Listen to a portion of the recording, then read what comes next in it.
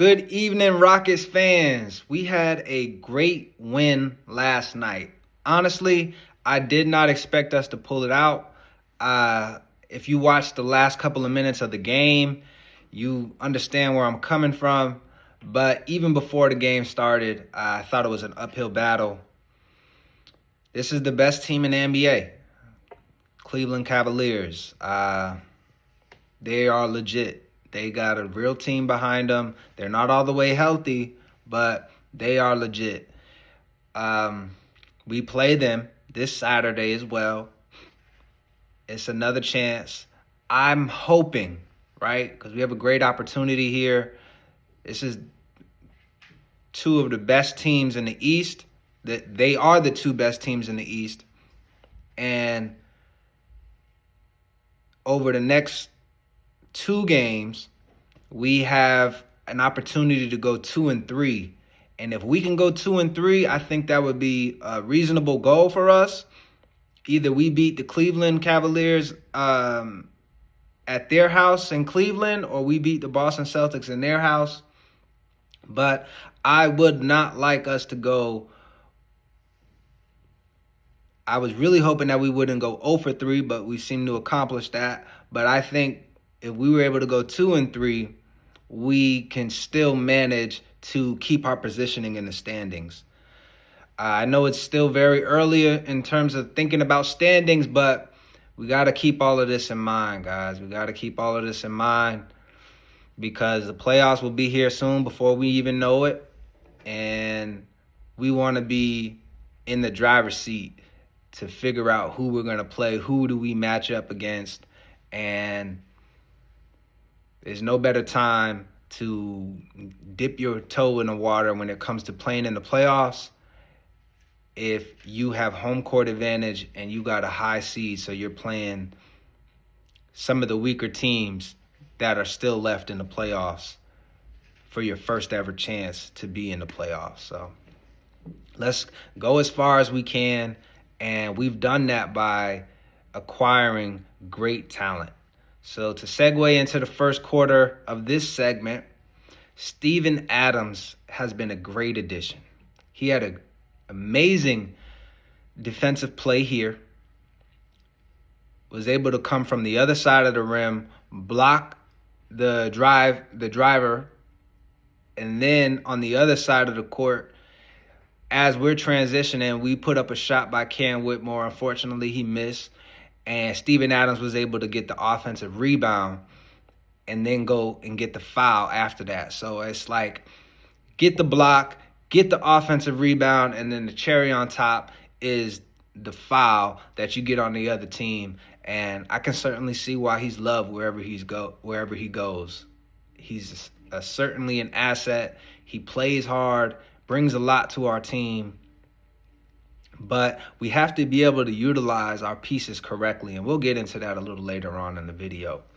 But shout out to Cam Whitmore for the monster third quarter. I hear your nickname is now Mr. Per 36.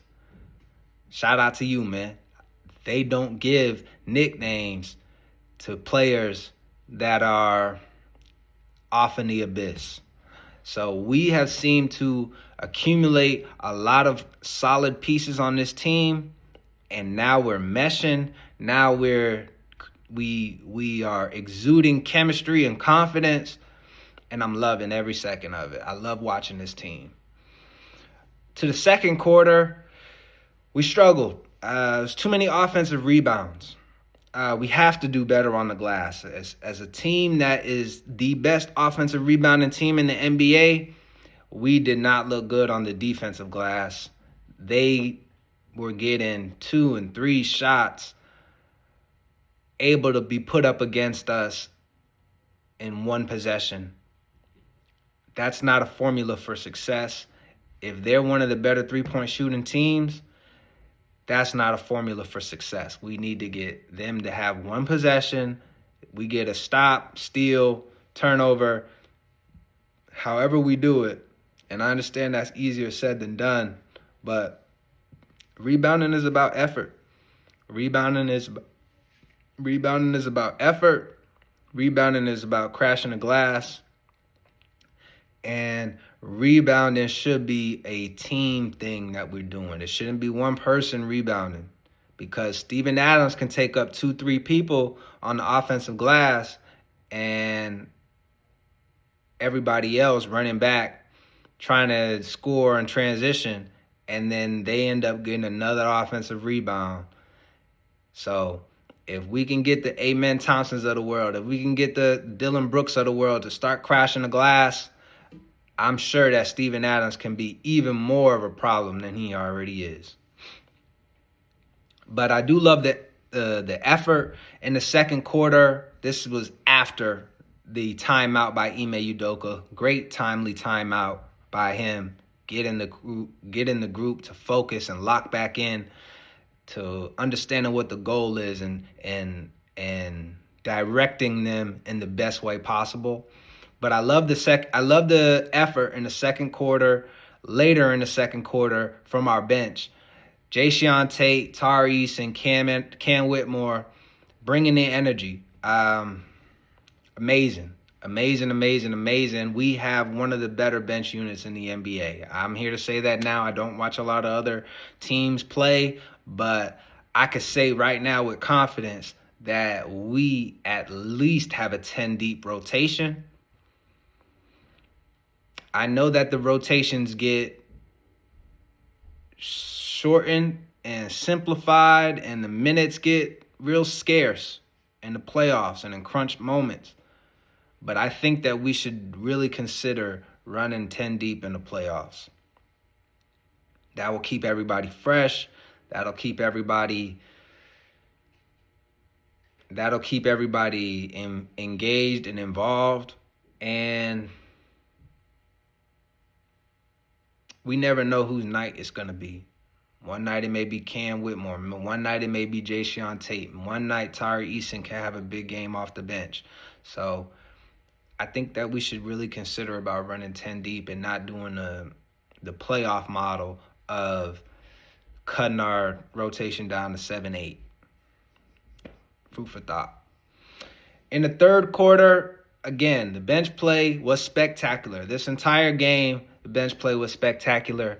I'm really excited to see these next couple of games, because normally the role players, and in this scenario, it's the bench players outside of our 2 future All-Stars, Şengün and Jalen. Role players don't really travel well. So I would love y'all to put that rumor or that stigma to bed with these next couple of games, and hopefully y'all's great play that y'all had in this game is able to travel. Y'all definitely woke up for this game. Wish y'all would have had that same energy for the Pistons, but I understand. All is forgiven with this win.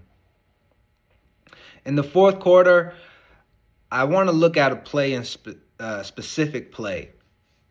At first, we were running Steven Adams in the middle, and where the fault is in that is Steven Adams doesn't really have an outside jumper or an elbow jumper. And I thought that I think personally, the best way to beat a zone is to attack the middle of it.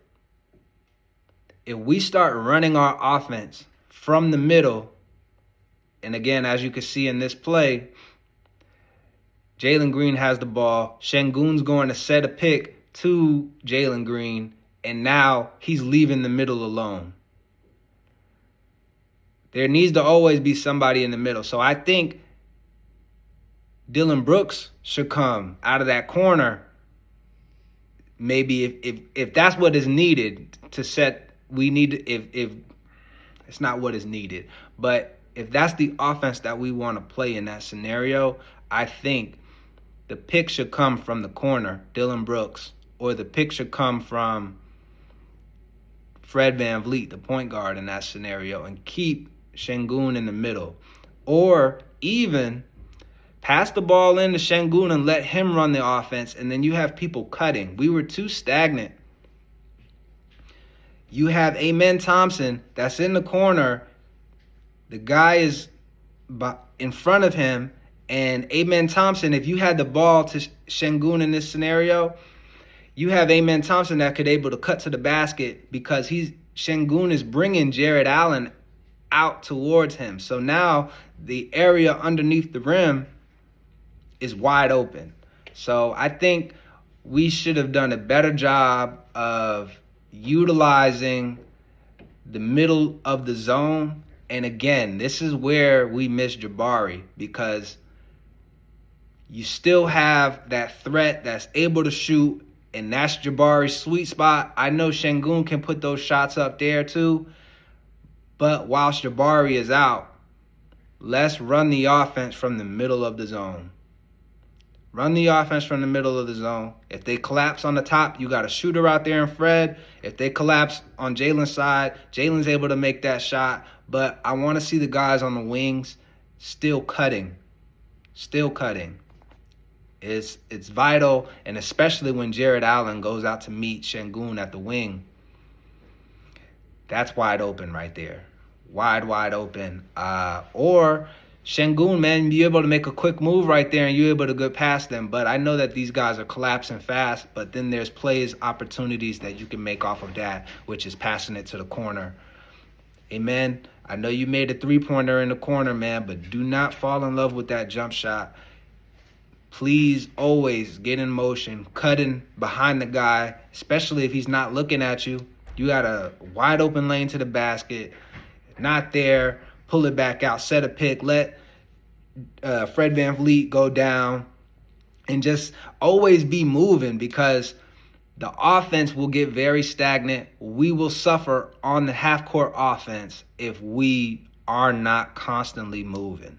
The Warriors, Golden State Warriors, have so much success throughout their tenure and throughout their time being on top of the NBA because they were consistently moving. But that shot did finish off, or that play did finish off with an elbow jumper by Jalen Green. And as he can see, he shot that ball in a lot of traffic. We can get a better shot than that. Although you practiced that shot, although you've gotten a lot better at that shot, let's start running the offense from the middle of the zone.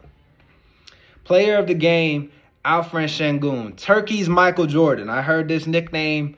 I'm going to definitely give it to you after this game. Again, I was super critical on Şengün's free throws last year because we lost a lot of games because of his free throws. And these are the two biggest free throws of his young career. I'm going to show both of them. It isn't pretty. It isn't sexy. But I was screaming at the top of my lungs, and we deserved to win that game because Şengün was able to make those free throws. And we did. He made both of those free throws, and then through the grace of God, Darius Garland missed 2 out of 3 free throws, had us up by 1. So, again, Şengün being able to make those free throws late comes back, and we were able to reap the benefits off of that. Then they were to get the ball back because of Tari Eason. Tari, bro, you got to do better, man. I know you were kicking yourself after that, but you definitely got to do better. That was the worst case scenario that happened and played out in front of us. We were able to come on the other side of that and still win, but that play right there would have haunted you, man, if we lost that game. So try not to be overzealous. I understand that that's one of the best three-point shooters in the league. But yeah, man, you may want to work out on you may need to work on your closeouts. And we need to do a little bit more situational basketball. Next game, we play the same exact team in the Cleveland Cavaliers. Let's do a good job. Let's try to get the win, y'all. Let's try to get the win. Peace. I'm trying to famous. Ooh, I'm trying to famous.